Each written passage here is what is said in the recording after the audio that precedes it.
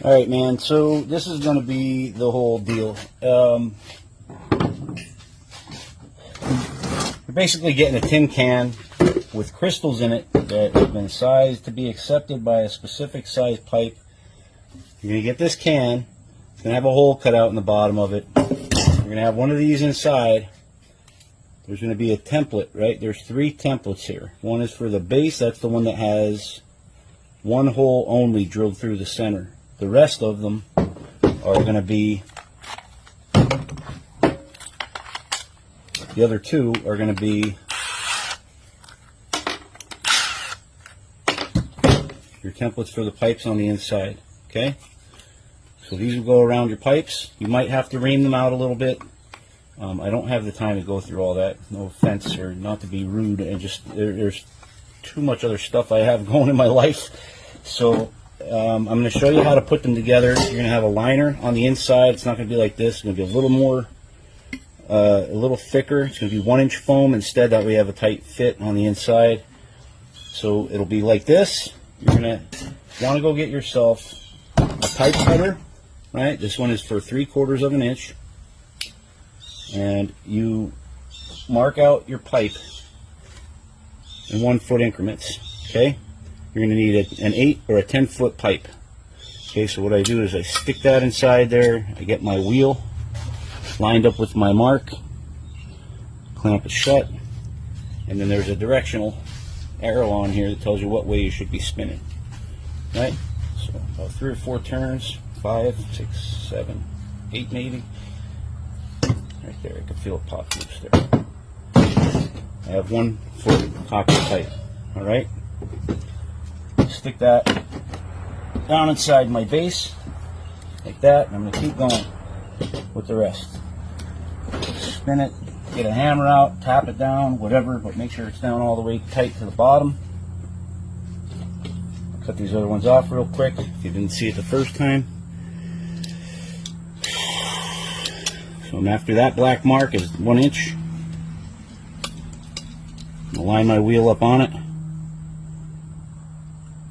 Clamp this shut. Look for my arrow. It's telling me go this direction. There's an arrow on the inside of this tool specifically, right there. You could buy all kinds of different pipe fit cutters, or whatever. These are the easiest in tight places to use. So this will be your job. This is what you're going to have to do. I can't ship all the copper. I don't want to be messing around with all of the buying and whatever else that goes with it. It's too much moving things around, and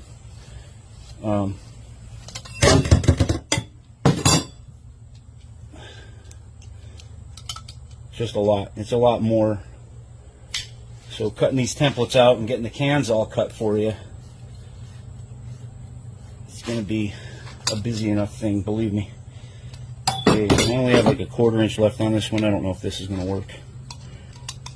Some tools you'll have a hard time getting it to line up on there. That works. So you can watch the wheel come through.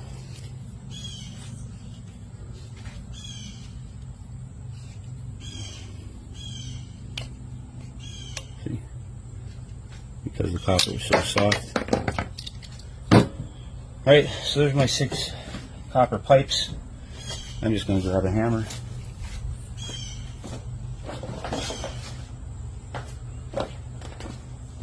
So this is the first layer. That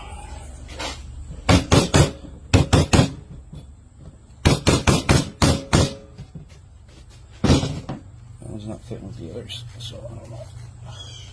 They should all be the same depth. This one's tight. Okay, so I'll take my base plate, the one that does not have all of the holes drilled out. That's the one on the bottom. Stuff these in.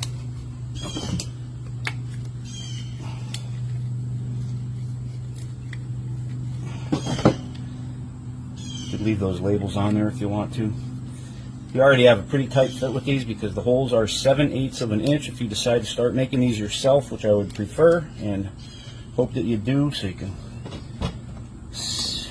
sell them or whatever, but the important part is get them off to other people. Right? Other people, what's going on now is not good. So I take my other one, and what I do is I cut a 60 degree angle on there. This will be the base. I want to send that down into the soil like a syringe, right? It's cut like a syringe. So 60 degrees on a table saw or a miter saw is what I cut that with. Now these are cut to the golden ratio, right? It's 1.618. This is 7 5/8. This one is about 12 inches. This one is 30 inches. I only want this pipe to stick out above the base of the can, off the bottom of the can. I want it to stick through by 10 inches out of the bottom. And then that'll leave me with 19, whatever. It's like 19 7/8. So getting this guy down through, after you spin it a few times, it kind of loosens up. I only want to go down about 10 inches. So that golden ratio part of this is pretty important in the way that they function, right? So now what I'm going to do, I can do this two different ways. I have a hole through my base on the bottom here, which isn't centered. That's pretty annoying. What I did there. So I'll make a mark on this one, center it up 6 1/2 and 3 1/4. Punch a hole there. If you want to make the cans yourself, buy yourself a step bit or a unibit is what these are called. Right? Look for your specific size. Mine is right here, 7/8 of an inch is the outer diameter of the 3/4 inch pipe. I also made myself a template to punch the holes precisely on every can. So I could just go like this, which is what I did, and I guess it slid on me. So now I just look for my size. It's that easy. I'll take this leftover, send it into the hole. What is going on here? This one. What the hell is going on here?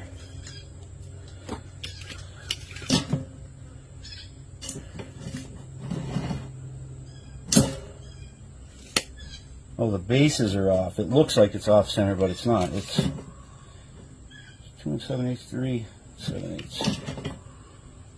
Yeah. The bottom of the can is off. It looked like it was off center. I'm going, what the hell is wrong with it? Sorry. Anyway, here.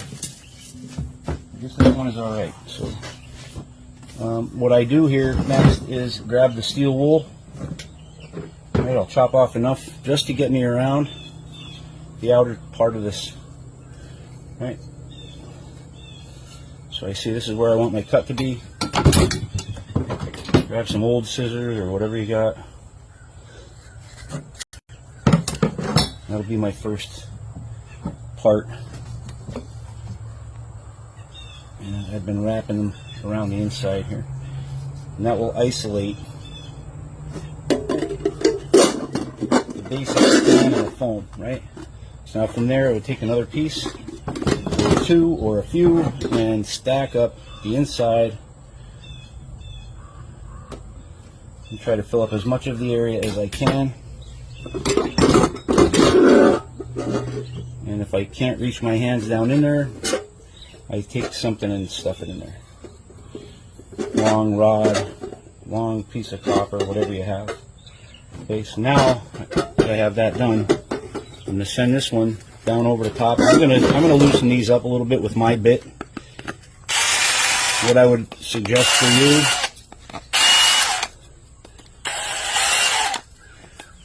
is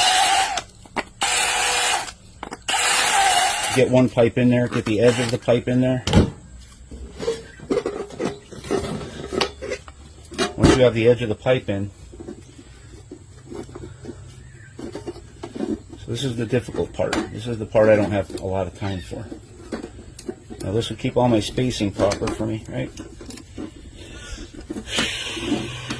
1, 2, 3, 4, 5, 6.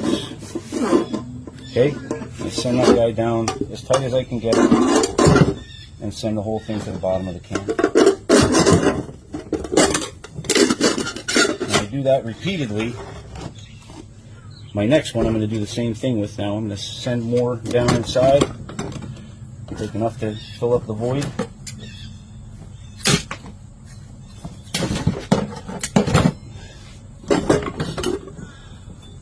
So all you're getting is the can and the crystal and the foam will be in there. You're going to have to go buy some steel wool. You'll find it at Home Depot in the sandpaper area.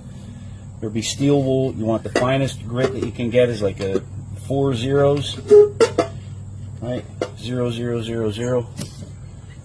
After that piece is in, again, I'm going to go through here and just cut these out a little more. If you buy one of these step bits, you can start making these cloud brushes yourself. Okay, that part's done. And then again, once again, go down over the top. And I know people are saying I should be doing this on YouTube, right? I don't want the attention. When I tell you the things that happened to a guy like me, you wouldn't believe. So, I'll just save you that grief. Now, that's my second layer. Right? And then my third layer, I'll just fill the rest of that up with as much of this as I can, right? Which I don't want to waste a lot of it because I only have so much.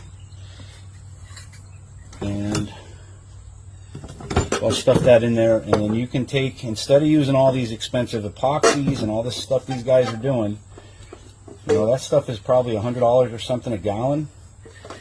And if we're trying to get the job done and do it inexpensively, that's the reason for the paint can and all this stuff. Yesterday I was at the museum in Maine, the Rangeley Wilhelm Reich Museum, and the inside of the orgone accumulators, tin. It was tin and wool. So all this stuff with the orgonite and you know, the resin traps the energy inside.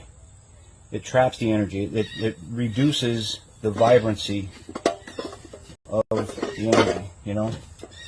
So you don't want to use polyresins, in my understanding. You know. Anyway, you know, I've done a lot of reading about it, so I would say if you want to get the job done, I know that these work.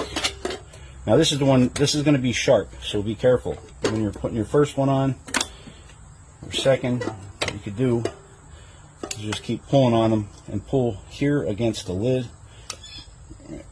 This one's going to fight with me a little. Should have drilled that one out a little further maybe. So, this is the hardest part of the whole thing, right here. Put against these two. But once you have them down and started, get it pushed down a little bit further. That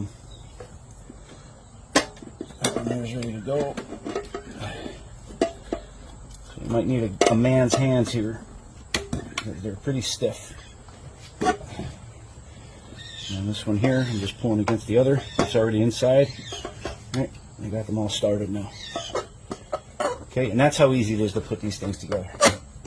All right, and I'm really passionate about this because a lot of people are still pointing their finger saying conspiracy theory. You can walk outside and do the lookup challenge, right? Aisha, or Icy, I don't know how to pronounce her name, red-haired girl from Ireland, very bright, started the lookup challenge. You know, people don't understand what this stuff is all about. It's pretty complicated, and it's hard to get a clear definition of what exactly our governments are all doing. And it is saturating our skies with water vapor, where people are getting flooded out of their homes, and then like FEMA would come in and take their property, and those people would have to relocate, right? And if you follow anything about the Industrial Revolution, the fourth Industrial Revolution, and the Smart City Agenda, you would understand that's an engineered outcome. It's So what they want specifically is to relocate everybody to a place where they can own nothing and be happy. So if you think you can own nothing and be happy, then you don't need these.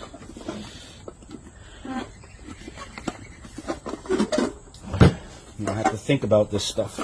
You can just keep looking down at the ground, looking at your phone.